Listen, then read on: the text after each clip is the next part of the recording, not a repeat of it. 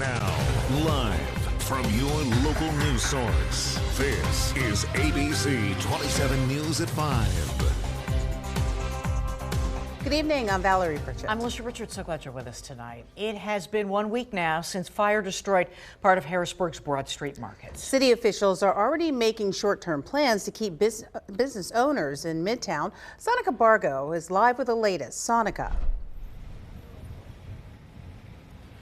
Alicia, Valerie, this lot here where I'm standing is just grass right now, but it is the first step in the city's rebuilding plan. In just a few weeks, officials say they will have a space ready right here for business owners to set up shop, just down the block from the now empty brick building.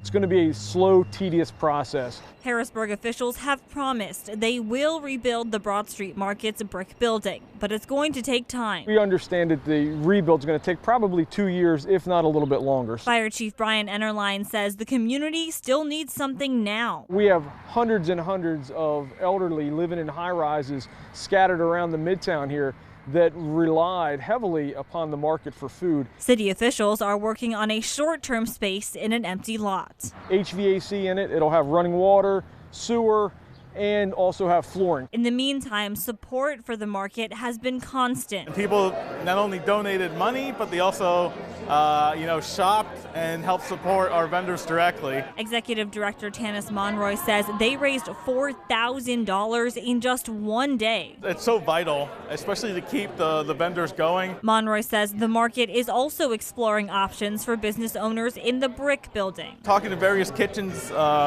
ghost kitchens in Harrisburg.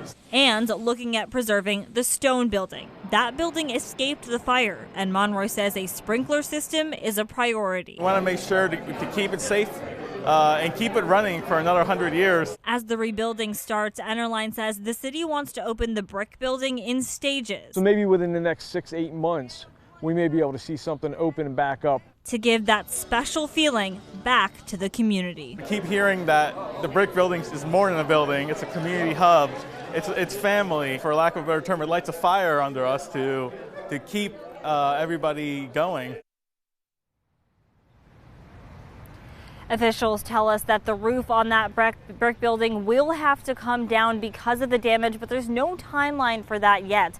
Ennerline tells me that the city is still talking to insurance agents and contractors, so it could be several months before work on that starts. Live in Harrisburg, Sonica Bargo, ABC 27 News. Thank you, Sonica.